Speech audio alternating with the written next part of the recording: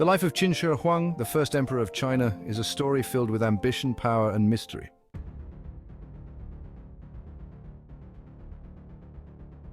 Born as Ying Zheng in 259 BCE, he was destined for greatness from a young age. Taking the throne of the small yet formidable state of Qin at just 13, he was quickly introduced to the harsh realities of power and warfare during the Warring States period, a time when rival states constantly battled for dominance.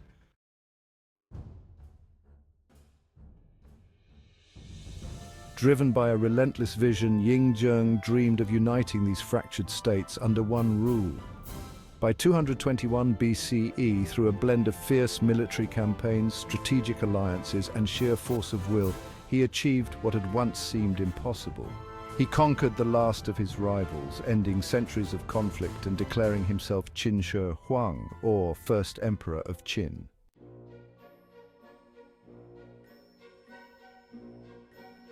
The newly crowned emperor was determined to create a strong, unified China. To do so, he enacted sweeping reforms, abolishing the feudal system and dividing China into provinces ruled by officials who reported directly to him.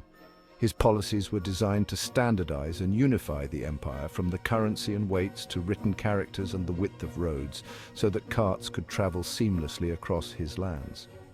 These reforms helped shape China into a cohesive whole, but they came at a high cost, as Qin Shi Huang's rule was marked by an iron fist.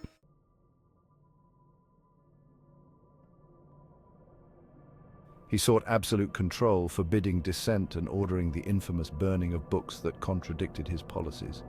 Scholars who protested were executed, silencing any voices that might disrupt his carefully maintained order.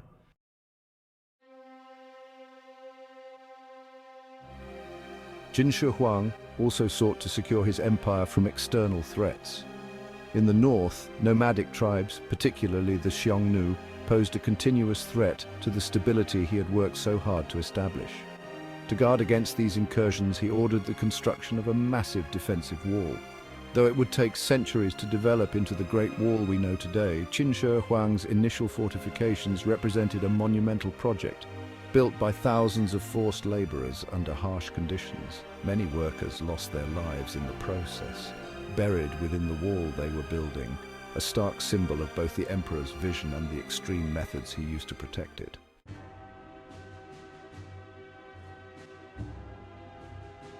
Yet, for all his accomplishments, Qin Shi Huang's greatest obsession was with defeating an adversary that no empire or wall could hold back: death itself. As he aged, the emperor became increasingly preoccupied with his mortality. He heard stories of distant islands inhabited by immortal sages who possessed the secrets of eternal life. Determined to discover these secrets, Qin Shi Huang decided on a daring plan.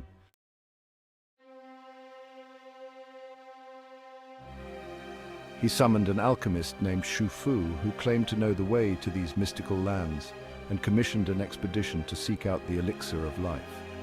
Qin Shi Huang's expedition was unlike anything seen before. He ordered a fleet to be assembled, staffed with 1,000 boys and girls, the best and brightest of the empire's youth. Led by Xu Fu, they set sail with grand hopes of finding the immortals and returning with the secret to eternal life. According to legend, the fleet reached the coast of what we now believe to be Japan, but they never returned.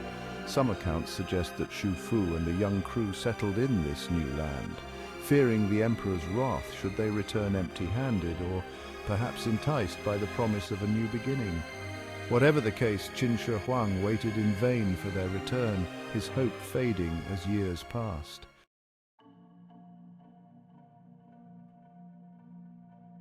In his final years, the emperor turned his attention to preparing for the afterlife.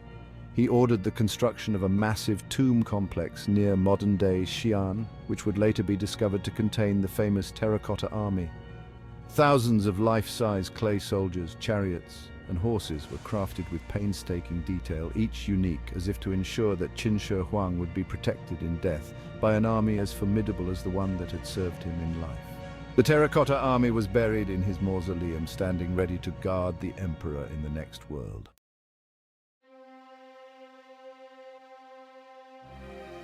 In 210 BCE, Qin Shi Huang's quest for immortality ended abruptly.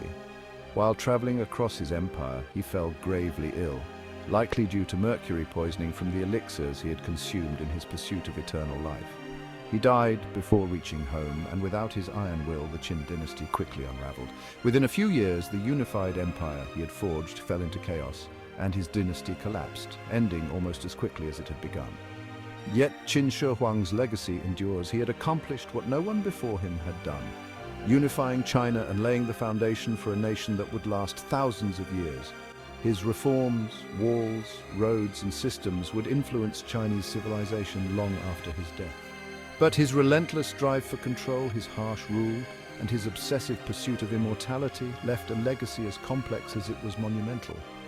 His life remains a paradox, a ruler who sought to escape death through force and obsession, only to find that true immortality lay not in elixirs or mystical islands, but in the lasting impact of his empire on history.